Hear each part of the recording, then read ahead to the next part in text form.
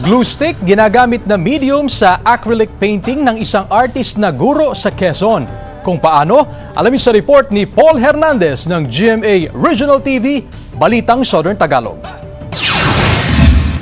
Ang inaakalang pandikit lang sa mga school project na glue stick, ginagawang obra ng isang teacher mula sa Gumaca sa Quezon. Immune na nga raw si Teacher Ari sa paso mula sa mga tinunaw na glue stick gamit ang glue gun.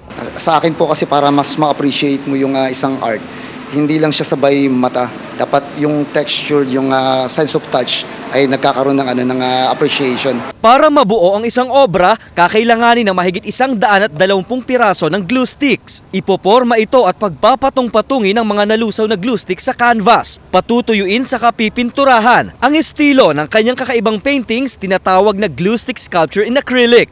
Kung noon, flat o 2D paintings lang ang mga piyesa niya, ang embossed painting na ginagawa niya ngayon, aksidente lang daw na natutunan. Nung nagagawa po ako ng mga costumes namin, kailangan ng may mga linings yung ay aksidente ko pong nasobrahan yung pagdikit. Ang ginawa ko po, dinuloy ko na tapos in-sprayan ko.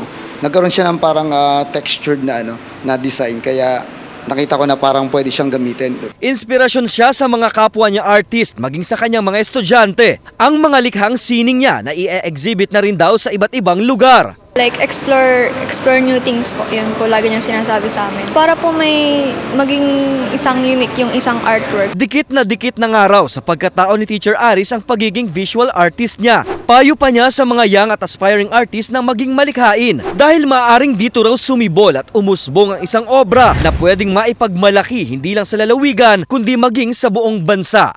Mula sa GMA Regional TV, Balitang Southern Tagalog, Paul Hernandez nagbabalita para sa GMA Integrated News.